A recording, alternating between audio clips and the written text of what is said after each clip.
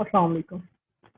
आज हमारा lecture number 4, chapter number 4 of class science, chapter number 4 physics का class science है टर्निंग इफेक्ट ऑफ फोर्सेस। तो इस लेक्चर में हमने सिर्फ थ्योरी को डिस्कस करना है, मुझे आज major components of turning effect.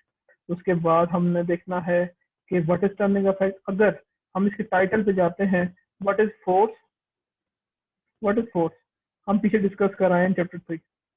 Force is a पुल और पुश टू द बॉडी। और फोर्स फॉर एग्जाम्पल मेरा एक सिस्टम है, उसको अगर मैंने मूव करना है तो force is required. If a force is required, so it will travel with some velocity and acceleration. So अब इसके बाद हमने ये जो हमारी जो भी डिस्टेंस हमें ट्रेवल करना था, that is linear, that is linear. Now turning effect क्या मतलब है? टर्निंग इफेक्ट का मतलब ये है कि अब जो हमारे फोर्स लग रही है with respect to some axis है। For example if I have a door, अब अगर मेरा डोर ओपन या क्लोज हो रहा है, it requires some force and some moment arm. Okay, this moment arm is multiplied by force. This force with the moment r, that is represented by small r, is known as turning effect of a force. So turning effect of force का basic अगर हम मतलब लेते हैं in physics, turning effect of force is known as torque. अगर कहीं भी आपको फिजिक्स से पूछा जाता है what is turning effect of force, it's known as torque. Because torque कब जनरेट होता है? व्हेन वी अप्लाई फोर्स, जब हम फोर्स अप्लाई कर रहे हैं। फॉर एग्जांपल इन केस ये मेरा रेंच है, I am applying force there at this point, that is force of 20 Newton, 20 Newton, and this is the axis of range. So the distance है axis से लेके point of applying force, it's known as moment r. Moment r. So इस पूरे system को when एक system में मैं force apply कर रहा हूँ and there's a moment arm, so it's known as torque. So it's known as basically turning effect of forces. तो इस चैप्टर में हमने टॉर्क और इसके रिलेटिवली जितने इसके कपल आ जाता है और डिफरेंट प्रोसेस है, और सबसे पहले हमने बेसिक चीजों पे पढ़ना है, what is like forces and unlike forces and we start from there. So firstly, what is like force and what is unlike force? Like force का मतलब ये है कि are the forces that are parallel to each other. For example, if a force is applying there, that is F1, there is F2, and in same direction F3. So the summation will be, summation means sum of all the forces will be F1 plus F2 plus F3. So this is the case of like forces. When like forces, the forces that are parallel to each other. In this case, this is the parallel. If the direction is inverse, for example, first force is this one, that is F1, and second force is this, F2. This is known as anti-parallel forces. So this is known as unlike parallel forces. So unlike parallel forces, expression क्या हो जाएगा? Expression of F equals to F1 minus F2. So in case अगर मेरे पास एक Apple है एक system के अंदर, एक बैग के अंदर, so all the apples क्या करें? exert the same weight. This is the like parallel forces. For example, मेरे पास कोई स्ट्रिंग है और बॉल स्ट्रिंग के साथ लटका हुआ है, so one force is weight, the other force is tension. So this is the unlike parallel forces. तो किसी भी सिस्टम को एनालाइज करने से पहले हमने क्या देखना है कि आया उस सिस्टम की जो फोर्सेस हैं वो लाइक हैं या अनलाइक है। After doing this, the second is addition of a force, that is the addition जो हमने कर चुके हैं इस केस में। के रिजल्टेंट हमने जो फाइंड किया था, the resultant is single force that has same effect as the combined forces. For example, मेरे पास 5 forces हैं, F1, F2,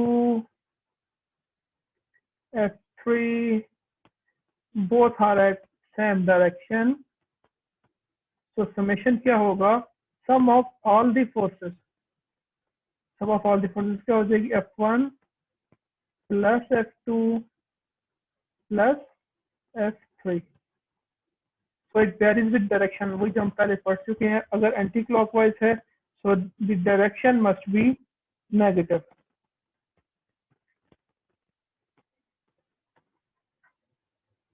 So after this, like and unlike parallel forces,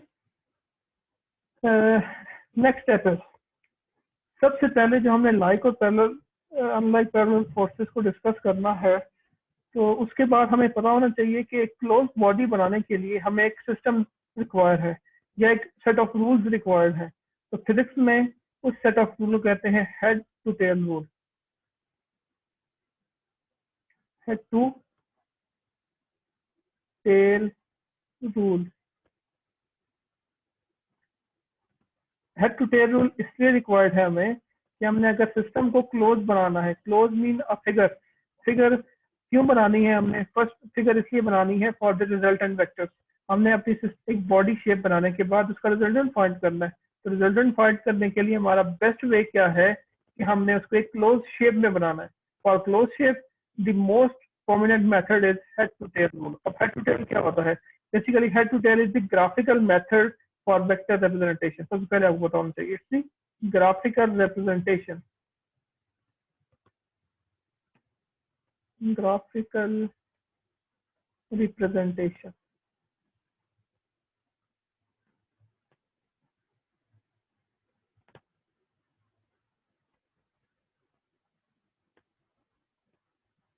first सबसे पहले हमने क्या करना है? अपनी स्केलिंग करनी है.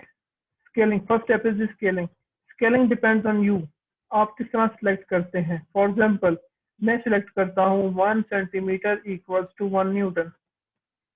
ओके, तो 1 सेंटीमीटर इक्वल टू, तो मैं जो अपने स्केल के साथ जो लाइन लगानी है 7 सेंटीमीटर लगानी है, 10 सेंटीमीटर लगानी है. It must equals to 10 newton और 7 newton. Then draw the vector of the forces.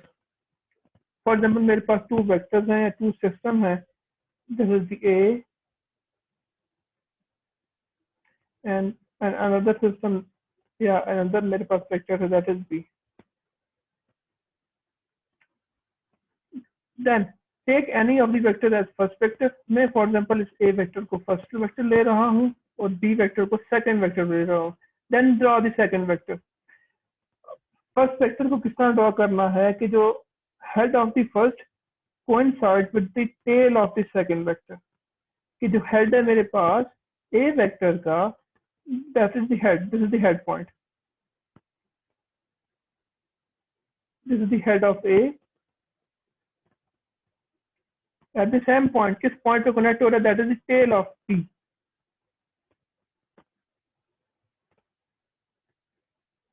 So head to tail rule में क्या है? एक वेक्टर के हेड के साथ दूसरे वेक्टर की टेल को जोड़ते हैं और और उसके बाद क्या होना है? सेकंड वेक्टर अगर हम देखते हैं, इन केस अगर हम चेक करते हैं कि हमारा सिस्टम किस तरह अगर 3 के साथ वेरी करता है, देन दिस इज फॉर 2. ये हमारे पास सिंपल केस था फॉर 2 वेक्टर्स. अब मेरे पास एक वेक्टर है दैट इज ए. ए को किस तरह कनेक्ट करना है पता चल गया थ्योरी पढ़ने के बाद कि जी हेड ऑफ जो फर्स्ट वेक्टर है उसके साथ tail of the second vector join होगी. अब इसके बाद इस शेप को मुकम्मल करने के लिए मुझे एक और वेक्टर की जरूरत है. That vector is in physics is known as resultant vector. इसे हम क्या कहते हैं? Resultant vector.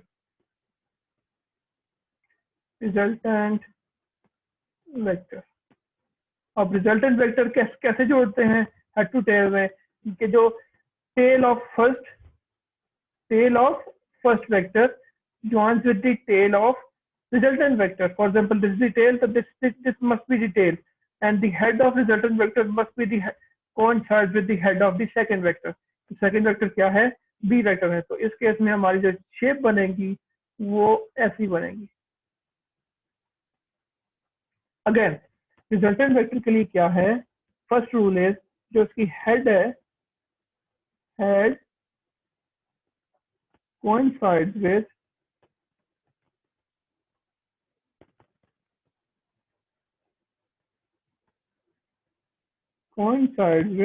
head of second vector। Second vector क्या है मेरे पास, that is B vector.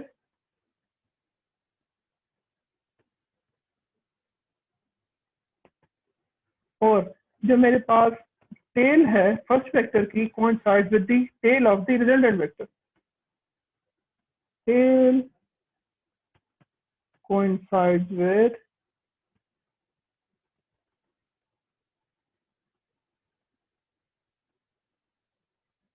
tail of the first vector। और फर्स्ट वेक्टर क्या है मेरे पास, इन केस मेरे पास क्या है, दैट इज ए वेक्टर। तो आपकी केस में यहाँ ए रिप्लेस हो जाता है एक्स के साथ, बी रिप्लेस हो जाता है वाई के साथ। It depends on the examiner and it depends on the teacher की वो वैल्यू किस तरह डिफर करता है। लेकिन आपको पता होना चाहिए जो फर्स्ट वेक्टर को आपने खुद स्केलिंग करनी है, ये इट्स अप टू यू, आपने स्केलिंग भी खुद करनी है, आपने स्केचिंग भी खुद करनी है। आपने सबसे पहले एक वेक्टर को सबसे पहले आइडेंटिफाई करना, this is my first vector. Second जो वेक्टर है उसको आइडेंटिफाई करना, this is my second vector. Then resultant में क्या होगा, उसका जो हेड है वो किसके साथ कोइंसाइड करेगा, head of the second vector. और टेल जो है वो कोइंसाइड करेगी tail of the first vector. so this is the simplest of the all of the rule head to tail method।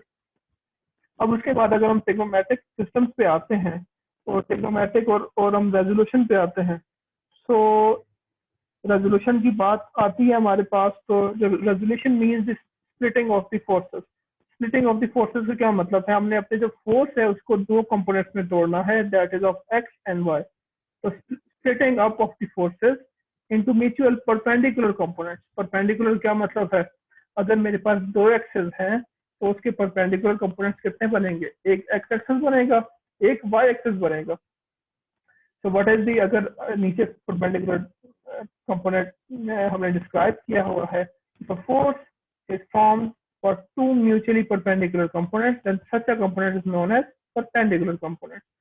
So for example, considering what is the resolution of vector, how to derive resolution of forces into its components। So for resolution, अब resolution की हम start करने लगे हैं derivation के, how to, for example this is our x axis, this is x, this is y। Force की मेरी एक फोर्स है जो इस पॉइंट पे है F। How to split in forces, अब स्प्लिटिंग ऑफ फोर्सेस का मतलब ये है कि मैंने इसे x और y कंपोनेंट में स्प्लिट करना है। For x axis I draw it to in this vector, क्या हो जाएगा, वो ये हो जाएगा, दैट इज उसकी कंपोनेंट क्या है, f ऑफ y। एंड इसको अगर मैं अब स्प्लिट करता हूँ, इस पर गिराता हूँ तो क्या हो जाएगा, that is f of x। So in case में जो रिजल्टेंट बन रहा है वो आपको पता है, these four vectors are parallel to each other. अगर पैरेलल होंगे तो उनकी वैल्यू डिफर नहीं करती। फॉर एग्जांपल अगर इसको मैं यहाँ स्केल करता हूँ, ये मेरी ज्योमेट्री पे कोई असर नहीं करती, because both the values are same. तो अगर मैं ड्रॉ करता हूँ एफ ऑफ वाई इधर, तो F of Y this equal to this, क्योंकि बोथ आर पैरेलल होने की वजह से इन पे कोई इफेक्ट नहीं आने वाला। तो जो मेरी ज्योमेट्री बन रही है एट द एंड, वो ऐसी बन रही है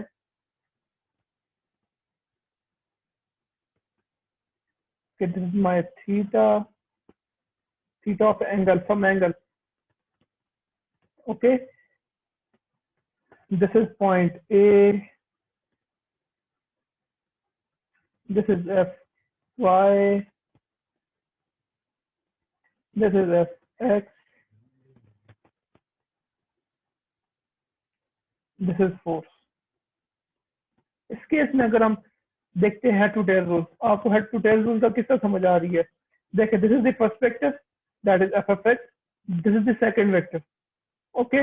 अब इस थर्ड वेक्टर क्या होगा कि जो head of head coincides with the this is the last, कि हम जो हेड जो है वो सेकंड के साथ जुड़ेगा और टेल जो है फर्स्ट के साथ। तो इट्स आल्सो, यहाँ से हमारा प्रूफ हो गया कि जो सिस्टम हम सॉल्व करते हैं in mathematics and physics it obeys the head to tail rule. So in case अब हम क्या कर रहे हैं, अगर हम स्केलिंग दे देते हैं, नाम दे देते हैं इस पॉइंट को ए, इस पॉइंट को B.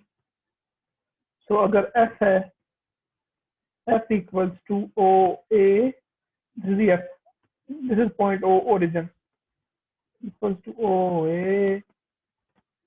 Now fx equals to, fx क्या होगा इस केस में, fx equals to OB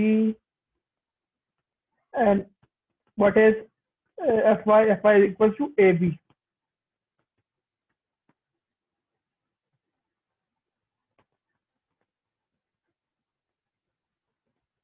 AB. After the scaling हमने जो सेकंड पार्ट करना है इसके प्रूफ की तरफ आना है। सो हमने अगर देखना है इसका प्रूफ, तो हमने क्या किया था कि दिस is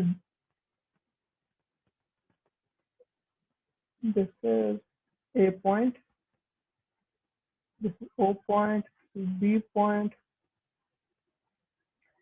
So अगर हम OA देखते हैं, अगर सिर्फ OA डिस्कस करते हैं, OA is the resultant of vector, that is the resultant। अगर हम resultant पे आते हैं, this is the first vector and this is the second vector। So resultant equals to sum of all the vectors। So resultant equals to sum of all the vectors। all the vectors क्या है मेरे पास, that is OB and AB।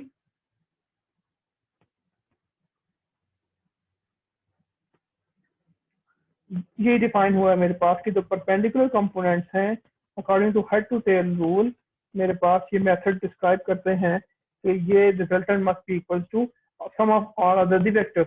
अब resultant की क्या value है, putting the value of resultant, so it's equal to O A equal to O B plus A B.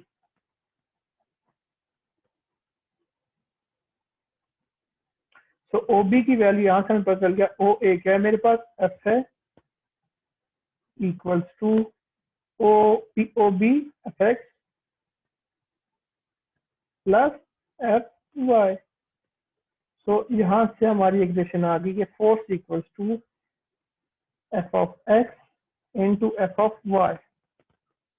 यहाँ पे हमने अपने मैग्नीट्यूड फाइंड कर ली, this is the magnitude of force.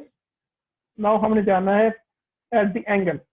Angle पे जाने के लिए हमें पता होना चाहिए व्हाट इज, हमें पता है कि फॉर एग्जांपल ड्राइंग अगर हम दोबारा डिस्कस करते हैं,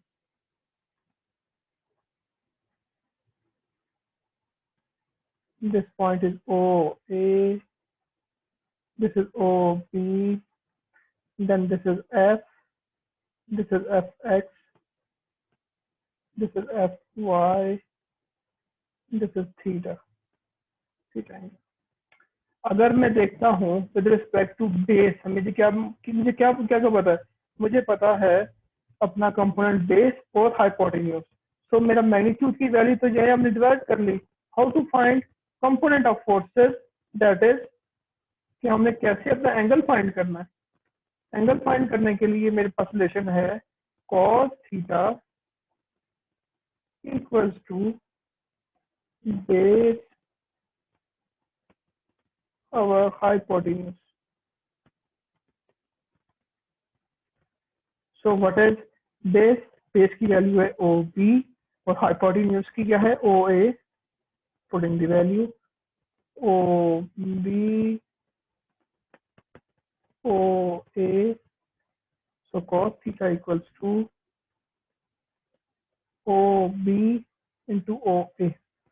Now putting the value of OB की वैल्यू मेरे पास है fx और OA की वैल्यू मेरे पास f। So cos theta equals to OB value is f of x and OA value is f तो यहाँ पे हमने यहाँ तक हमने क्या किया, putting the value all the values. Now putting all the values हमने cos theta is equals to F X into F. यहाँ से हमने क्या फाइंड कर लेना है, अपना कंपोनेंट का एक value that is F of x find कर लेंगे, that is F of x putting दी, इसको हम इधर लेके जाते हैं तो क्या हो जाएगा, एफ कॉस थीटा,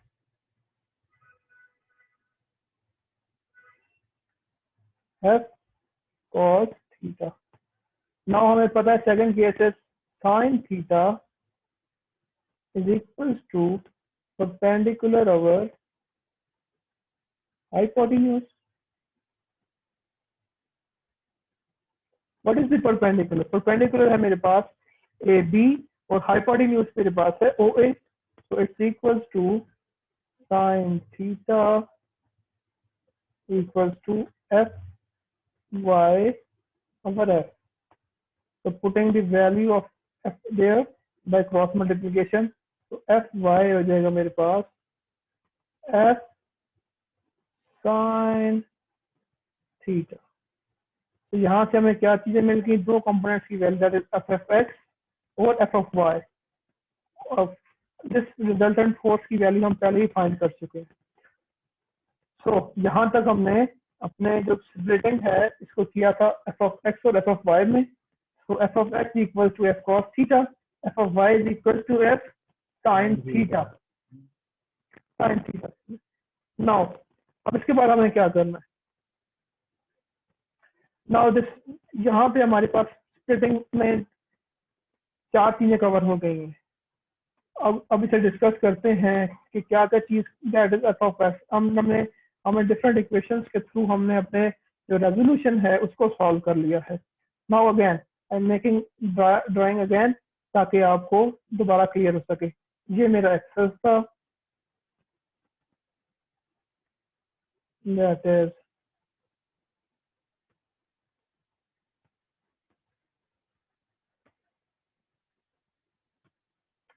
ये ओ ए,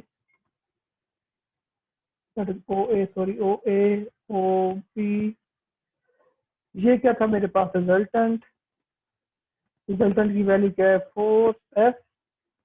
एफ की वैल्यू हमने क्या फाइंड की, एफ की वैल्यू हमने फाइंड की F X plus F Y. Now this is the value of ये एफ एक्स था, F X equal to F cos theta, this is the F Y, F Y is equal to F sine theta. Now what is the value of theta, theta की value हमने find करनी है। Now यहाँ तक अब till now हमने ये चीजें सारी फाइंड कर ली हैं in the splitting of forces, in the splitting of forces.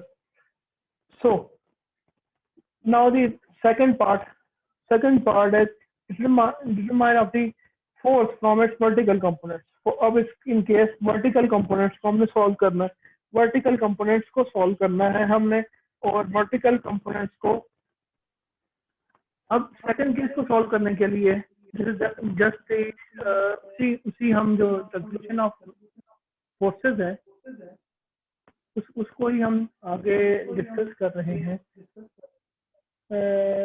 अगर हम जाते हैं सिस्टम पे, बाय डूइंग दिस, अगर दोबारा से हम प्लान करते हैं अपना एक फिगर, उसमें हम दोबारा से कोई वैल्यू डालते हैं। डालने का मकसद यही है कि प्रीवियस काम किया है उसको हमने रिव्यू करना है। दूसरा ये कि हेड टू टेल पर अप्लाई करना है, और उसके थ्रू एट द एंड हमने थीटा की वैल्यू फाइंड करनी है और फाइंड करना है विच इज मोस्ट इम्पोर्टेंट। यहाँ तक हमने जनरल चीज फाइंड की। Now magnitude, now finding magnitude and angle. So for this मैं अपने सिस्टम में दोबारा आ रहा हूँ। अब अगर मैं अपनी एक फ्री बॉडी डायग्राम बनाता हूँ ऐसे, दैट इज पॉइंट ए, ये मेरा कोई फोर्स है that at R, that is equal to R. This is also असल में यहाँ पे हमारा fy लाई करेगा और इस पॉइंट तक हमारा Q है. This point is P. This is theta.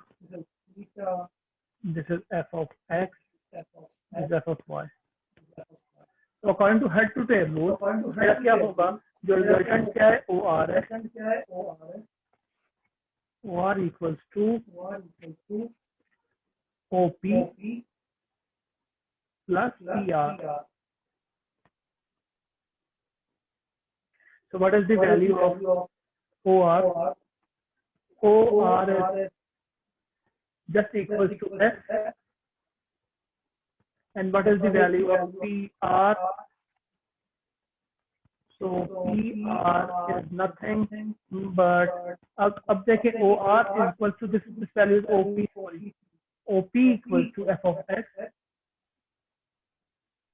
and PR equals to f of y equals to what is this? OR equals to resultant, that is 4. ये वही चीज है जो हमने पहले derive की है with the help of head to tail rule. Now the magnitude of man changes. हमने find करना है magnitude.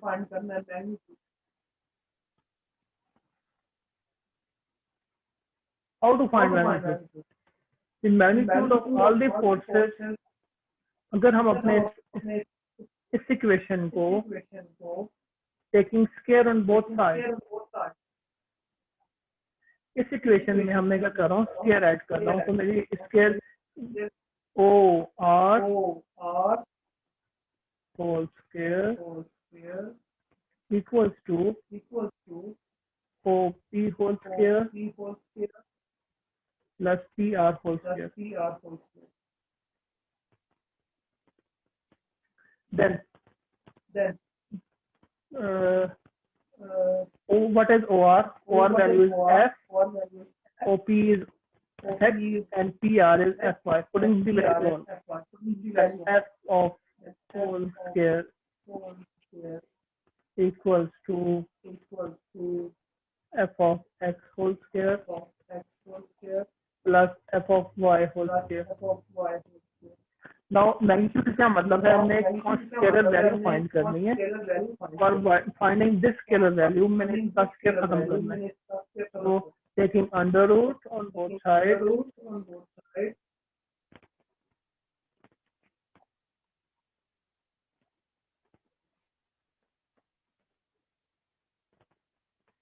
तो इससे क्या होगा? Taking under root that is F of square equals to f of x का whole square plus f of y का whole square. Now square and this under root खत्म हो जाता है. तो f equals to under root f of x का whole square plus f of y का whole square. This is the value of magnitude of force. जिस तरह हमने magnitude of force find करना है. Now the second step is, second step में हमने क्या find करना है? हमने angle find करना है. How to find angle? So for angle हमने सबसे पहले ये अपना केस बनाते हैं. फॉर हम मैग्नीट्यूड होप्स हो गया. आपने मैग्नीट्यूड समझ लिया होगा, सीखना और नोट कर लिया होगा.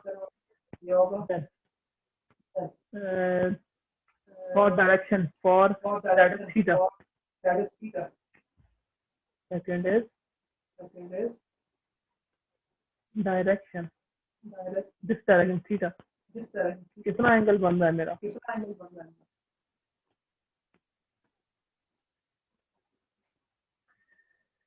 So, अगर मैं सिस्टम लेता हूँ, मेरे पास known of X and F of Y, तो मेरे पास जो ट्रिग्नोमेट्री की जो कन्वर्जन लगती है that is tan theta is equal to perpendicular perpendicular our base. What is perpendicular? Perpendicular is just the value of f of y.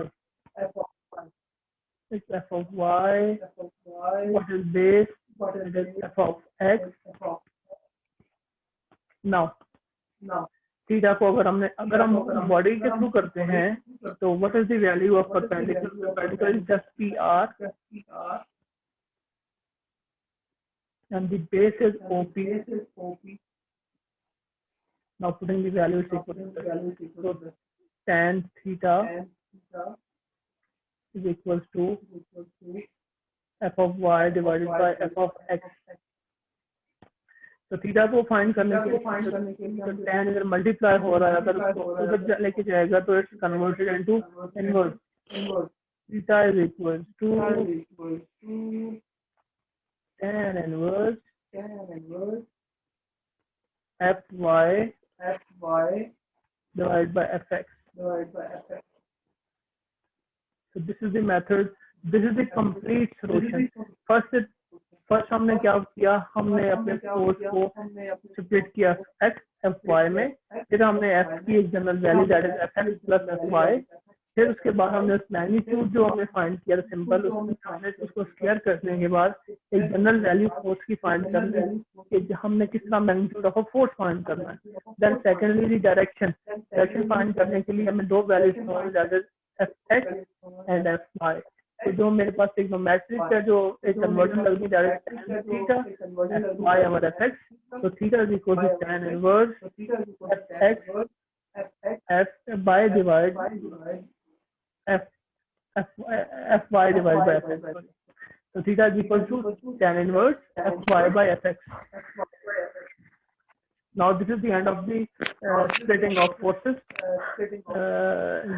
ये totally domain आपको given है और प्रूफ की हुई है. देन टॉर्क जो मेरे पास टॉर्क और मूवमेंट ऑफ फोर्सेस आ गया. Now we define this some basic terms. तो व्हाट इज, सबसे पहले इसमें आता है व्हाट इज रिजिड. एक रिजिड सिस्टम क्या होता है? It's distance between all the shells of particles of the body do not change by applying force. For example this is my system. अगर मैं इसमें फोर्स अप्लाई कर रहा हूँ by applying force, but it doesn't change its shape. It doesn't change. So अगर मेरे system में force लगने के बावजूद उसमें कोई चेंज नहीं आता, that system is known as rigid body. Rigid body को समझने के लिए इसलिए जरूरी है कि जितना भी सिस्टम आगे पढ़ने हैं तो उसका for example bye applying force हम ये आइडियल कंडीशन अज्यूम करते हैं कि फोर्स अप्लाई होने के बावजूद हमारे सिस्टम में कोई चेंज नहीं आ रहा. बट इन आइडियल केस तो हम फोर्स अप्लाई करते हैं तो सिस्टम में कोई ना कोई चेंजेस लाजमी आते हैं. तो इन हम वो सारी जो चीजें जो है इसके अभी तक हम निगलेक्ट कर रहे हैं. तो this body is known as rigid body, कि जिसमें फोर्स लगने के बाद कोई चेंज नहीं आता. This body is known as rigid body. Now second thing is axis of rotation. For example, अगर मेरा सिस्टम है जो that is circular और ये इसकी एक्सेस है, अगर मैं इस नट को टाइट करता हूँ तो by governing distance, so this is known as axis of rotation. इस पॉइंट के अक्रॉस मेरा रेंच जो है मूव कर रहा है, इस point is known as axis of rotation. So the particles of body move in circles with their centers all lying at this M line. This M line is known as axis of rotation. Axis of rotation. Torque or a moment. So torque basically हम पहले पढ़ चुके हैं, that is turning effect of forces. This is example of torque. So why एक question आ गया कि why is the handle of the door fixed near the outer edge of the door. कि for example ये मेरा door है, this is my door and this is my pivot point. यहाँ से ये सील है, यहाँ से बंद है, तो जो मेरा हैंडल है वो इस पॉइंट पे लगा होता है। बाय हम इस पॉइंट पे दरमियान में क्यों नहीं लगाते? या दरमियान में क्यों नहीं लगाते? दरमियान में क्यों नहीं लगाते? मेन रीजन है हमने अपना सिस्टम में टॉर्क लार्जर टॉर्क जनरेट करनी होती है, लार्जर टॉर्क जनरेट करनी होती है। As torque is equal to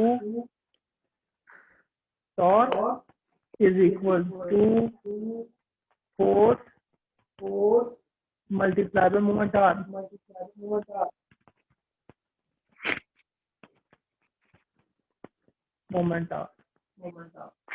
तो टॉर्क को हम लिखते हैं टॉर्क, एफ को लिखते हैं फोर्स एंड मोमेंट आर्म को लिखते हैं आर से। This is torque is equal to R. अब देखिए हमें टॉर्क बढ़ाना है, टॉर्क बढ़ाने के लिए दो कंपोनेंट्स है, या हमारी फोर्स बढ़ेगी या हमारी मोमेंट आर्म बढ़ेगी। तो इन केस हम क्या कर रहे हैं, हम अपना मोमेंट आर्म जहाँ से पिवट है, जहाँ पे हमारा कोई एक सर्कुलर पॉइंट है जिस दीवार के साथ स्टील के एक रॉड के साथ एक फिक्स पॉइंट के साथ है, तो this point is known as axis of rotation. Axis of rotation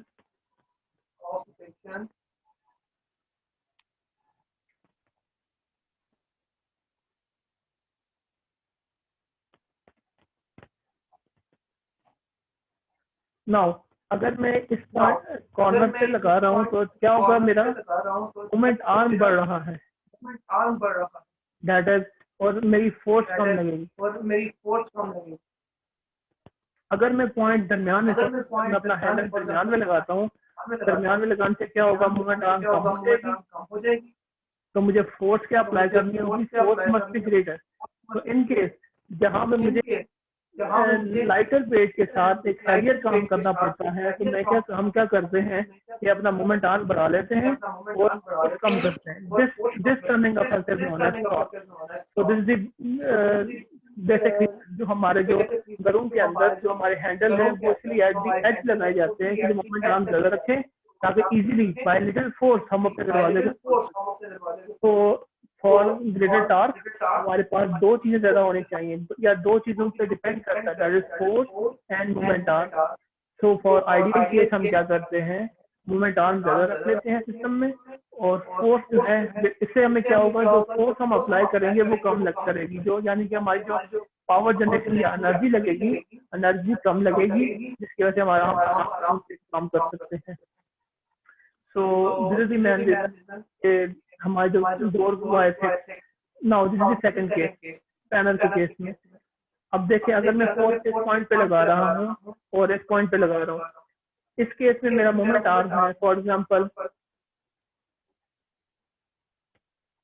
5 metre, तो इस पॉइंट पे इधर लग रहा है मेरा मोमेंट आर्म 3 मीटर। अब किस पॉइंट पे मुझे ज्यादा फोर्स जनरेट करनी पड़ेगी? So what is the answer? तो इन केस हमने सबसे पहले देखा torque is equal to force into moment arm. किस केस में मुझे फोर्स ज्यादा जनरेट करनी है? अगर मैं कहता हूँ कि मुझे टॉर्क जनरेट करनी है 60 न्यूटन, 60 न्यूटन पर मीटर, 60 मीटर। अगर मैं टॉर्क जनरेट करनी है 60 न्यूटन, मुझे कितनी फोर्स लगानी है? जबकि मेरे पास R की value R1 1 case and this is R2 for example. अब इसको हम ज्योमेट्रिकल सॉल्व करने के लिए हम टॉर्क 1 फाइंड करते हैं। अगर torque 1 is equal to F1 into R1, what is the value of R1? R1 की वैल्यू मेरे पास 5 इस केस में, एंड इस केस में मेरे पास 60। So F1 equals to 60 by 5 equals to 12 Newton. Now in second case, that is torque is equal to F2 into R2. Torque की value मुझे 60 ही चाहिए, F2 हमें फाइंड करना है और R2 की वैल्यू 3 है मेरे पास, that is 3. So F2 60/3 that equals to 20 newton. Now अब आप एनालाइज करेंगे किस फोर्स ज़्यादा लग रही है, F2 पे. वो at point that is point B. इस पॉइंट पे अगर हम जो मोमेंट आर्म छोड़ा है जिसकी वजह से मुझे फोर्स ज्यादा जनरेट करनी है, तो इस केस में मेरा मोमेंट आर्म ज्यादा है, फोर्स कम जनरेट करनी पड़े. सो इट्स प्रूव दैट कि जो मेरा स्पिनर, हमने स्पिनर की क्या रखनी है हमेशा, वो स्पिनर की लेंथ हमेशा क्या रखनी है, वो लार्जर रखनी है. जितना लार्जर होगी, larger with length smaller will be applied. तो और जनरल कन्वर्जन आप ये देख लें कि जितनी मोमेंट आर्म कम होगा उतनी मुझे फोर्स जनरेट करनी होगी. बट देयर एक लिमिट है, एक लिमिट से बढ़ जाए तो एक पिवट पॉइंट आ जाएगा या एक पॉइंट आ जाएगा जिससे हमारा सिस्टम स्टेबल नहीं रह सकता. तो अब बॉडी तो स्टेबल पॉइंट होनी चाहिए. सेकेंडली ये कि लार्ज जितना हम रख सकते हैं स्पैनर को उतना रखें और लेसर फोर्स अप्लाई. तो दिस इज द रीजन कि वाई हम लोग स्पैनर इस्तेमाल करते हैं, उनकी लेंथ ज्यादा होती है. जितनी लेंथ ज्यादा होगी उतना नेट जितना भी टाइट होगा उतने आराम से हम बंद कर सकते हैं, खोल सकते हैं. Now, after this, line of action of forces. What is line of action of force? For example, this is my moment arm or a length.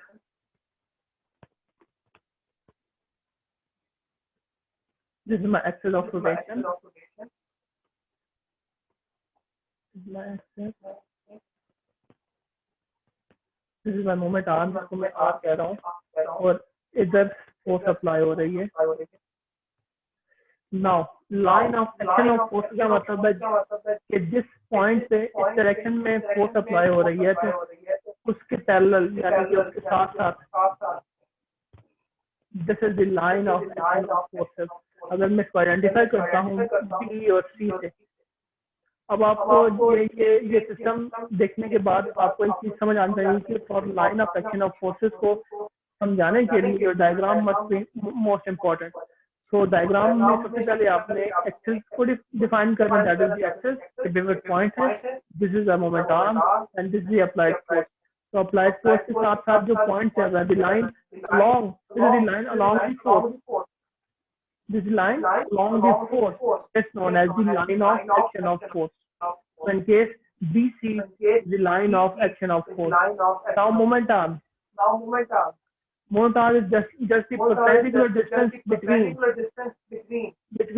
the axis of rotation, this is the axis of rotation, and line of action of force.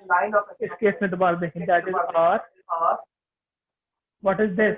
The pivot point. Pivot point का क्या कह रहे हैं? Axis of rotation.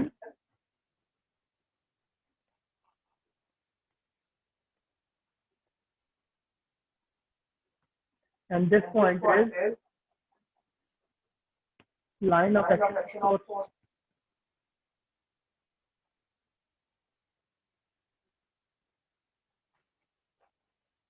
Line of action of force. So this is the moment arm.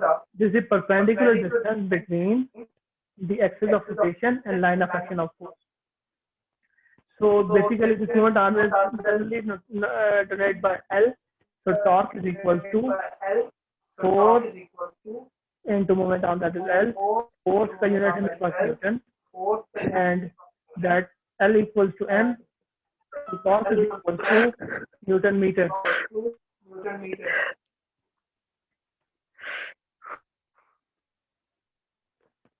Torque equals to Newton meter. No.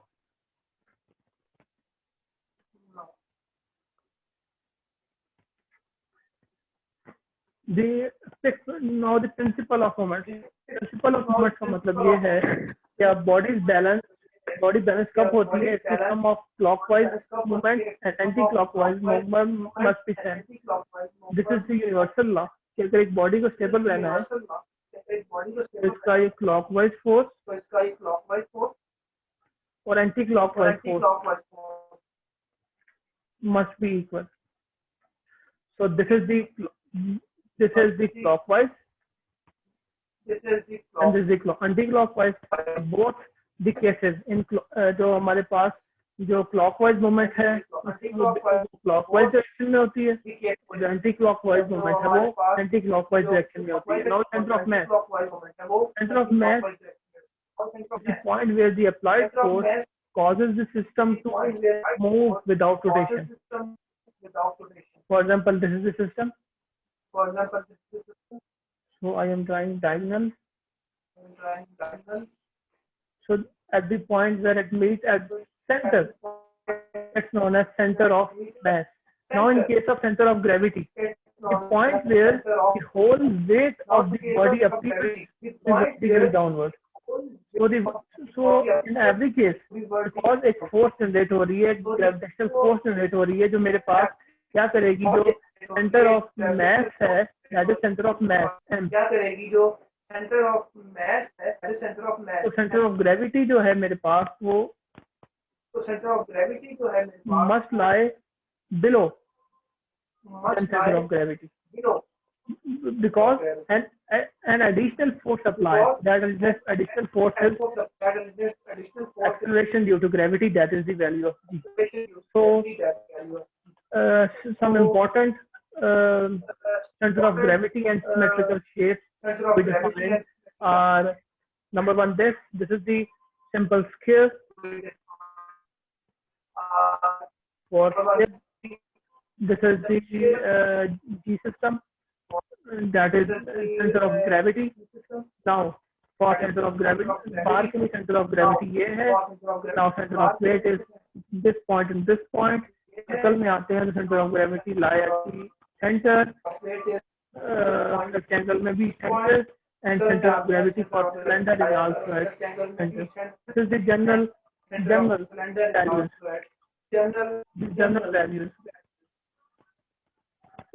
values. So now center of gravity of irregular shapes के बारे में क्या करेंगे? फॉर एग्जांपल इन केस अगर हमारा एक shape जो आ जाती है इट्स नॉट सेम और यूनिफॉर्म शेप, इस केस में हमारे सेंटर ऑफ ग्रेविटी में लाई और may be two factors depend. सबसे पहला तो एक सेंटर ऑफ ग्रेविटी खुद होगा और एक सेकंड लाइन होगा. What is second line? अब उसको हम डिस्कस करते हैं. What is second line? For example, a simple method to find the centre of gravity of a body use of plumb line. The use of plumb line. A plumb line क्या होता है? Basically it consists of a small metal. Plumb line क्या होता है? Basically it consists of a small metal. Small metal bob spotted with a string. This is the plumb line. That is a string और एक small एक मेरे पास metallic bob है. When the bob is suspended freely by the string, that is this case, for example, this is an irregular shape. It rests along the vertical direction. The vertical direction में अपनी position में आएगा due to its weight. Okay, acting vertically downwards. In this state, अगर मैं इस system में आता हूँ, center of gravity of bob is exactly below its points of suspension. What is point of suspension? For example, ये नया system है.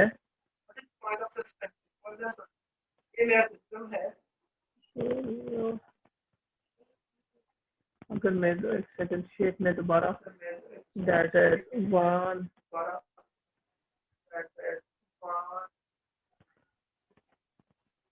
this point A, इससे मैं अगर अब प्लम लाइन ज्वाइन करता हूँ, this is the bob, metallic bob.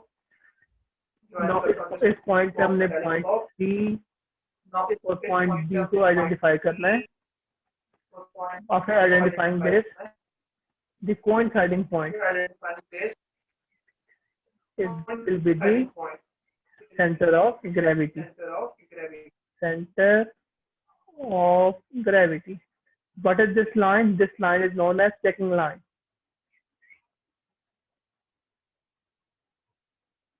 So this is the method to find the center of gravity of the non-uniform shapes, that is irregular shapes. So the method is plumb line. Plumb line क्या है? Basically एक मेरे पास string है जिसके साथ एक small metallic bob लगा हुआ है. By inserting it and at some pivot point और एक vertical distance उसने cover करना है. After covering some vertical distance वो एक stable point पे आएगा. Then after this जो मेरे पास mutual points हैं वो coincide करेंगी with each other. This point of coinciding is known as center of gravity. Or this vertical line is known as checking line. After this, the next is the what is couple.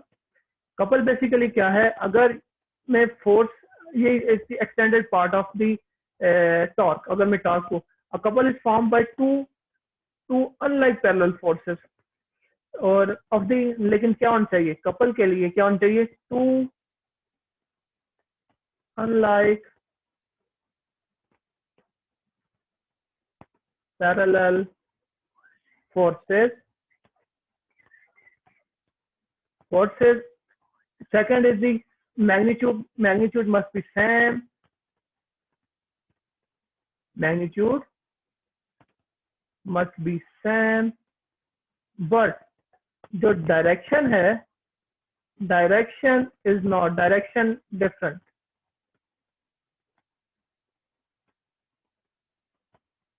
Direction differ. So in case अगर मेरा ये center है, so couple is generated when a force is applied, this force, then the second force, that is minus F. So this is known as force. Now how to? For example, total is, this point is O, this is A, this is B. Okay. Then how to find the total torque? The total torque क्या होगा मेरे पास? Force, that is positive force, into moment arm, that is OB. Force into OB plus force into OA. Now इसमें क्या common आ गया? Force common आ गया मेरे पास. क्या चीज? OA plus OB मेरे पास आ गया. What is OA plus OB? This equals to total length, that is AB. So it's equals to AF into AB. So the torque of a couple is given by the product of two forces and the perpendicular distance between them. So it's proved that it's equals to the force and the perpendicular distance. That is the perpendicular distance. अब couple के case में क्या होगा? अब force, that is some magnitude 10 हो सकता है, 15 हो सकता है, 30 न्यूटन हो सकता है, and the length may vary. This length is same as moment of arm जो हम पढ़ चुके हैं, that is जिसको हमने L से लिखा है in case of torque. So after doing this, this is the couple. Couple में याद रखिएगा these 3 points, that is two unlike parallel forces, magnitude must be same but the direction different. So the next is equilibrium. What is equilibrium? A body is said to be equilibrium if no net force acts on it. Condition 1. What is the basically two conditions of equilibrium? First equation of equilibrium and second condition of equilibrium. First condition मेरे पास कहती है कि जो forces lie करते हैं, forces on a body must be equals to 0. This is first condition of equilibrium. And second condition of equilibrium मुझे ये कहता है कि जो जितने भी torque on a system apply हो रहे हैं, that must be 0. So a body is said to be satisfy first condition if the resultant of all the forces equals to 0. This the resultant of all the forces must be equals to 0. So हमारे पास कुछ भी हो सकते हैं, This sign is known as sigma sign. It's known for summation. अब मेरे पास किसी भी डायरेक्शन में लग सकते हैं. All the direction, मेरे पास अगर 2D है so it depends on x and y. So all the forces acting on x and y direction must be equal to 0. Now for second condition, so अगर मेरे पास आ जाएगा torque, so the moment of summation of all the torque must be equals to 0. Now the man and the last topic, almost the last topic of the today's lecture is the state of equilibrium. Now for state of equilibrium, first is stable equilibrium. A body is said to be in stable equilibrium if after a slight tilt it returns to its previous point. For example, ये मेरा एक box है, ये इसका centre of gravity है. For example अगर small tilt, इसको मैं टिल्ट दे रहा हूं यहां तक, slide tilted and returns to its point again, इसी पॉइंट पे दोबारा आता है, इट्स नोन एज, इस पॉइंट को हम कहते हैं stable equilibrium. So for stable equilibrium के लिए क्या है कि अगर मैं अपने बॉडी को स्लाइटली टिल्ट करता हूं, after tilting it's returns to its original shape और original position में आ रहा है. It's known as stable equilibrium. Now for unstable equilibrium, अगर मैं slightly इसे जो है more, in case अगर मैं more इसे जो है tilt करता हूँ, इसकी center of gravity इधर lie करती है, so it doesn't returns to its original position. If a body doesn't returns to its original position, when set free after a slightest tilt, its system is known as unstable equilibrium. Stable equilibrium क्या है कि system दोबारा मेरा अपने point पे आ जाएगा, but in unstable equilibrium system doesn't attain its original condition or original shape. Now the third type is neutral. If a body returns in its new shape, new position, when distributed from its previous position, it is said to be a state of neutral equilibrium. For example, in case in natural neutral equilibrium, all the new states in which a body is moved are the stable states and the body remains in new states. So, इस case में क्या है, अगर मेरा system है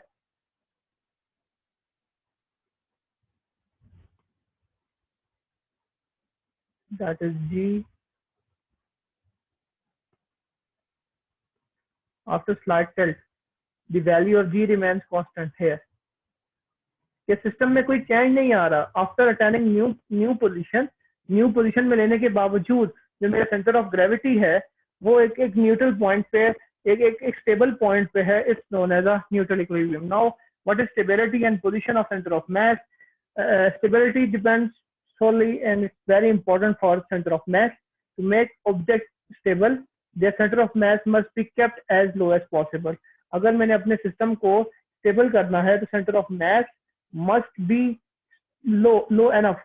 इसी वजह से जो फार्मूला कॉल्स हैं वो हम अगर डिजाइन करते हैं, आपने देखी हो तो फार्मूला कॉल्स का जो सेंटर ऑफ मास है या जो उनकी बॉडी है वो जमीन के साथ टच हो रही होती है. दिस इज बिकॉज ऑफ कि उनका जो सेंटर ऑफ मास है जितना वो जमीन के साथ होगा तो वो स्टेबल होंगी.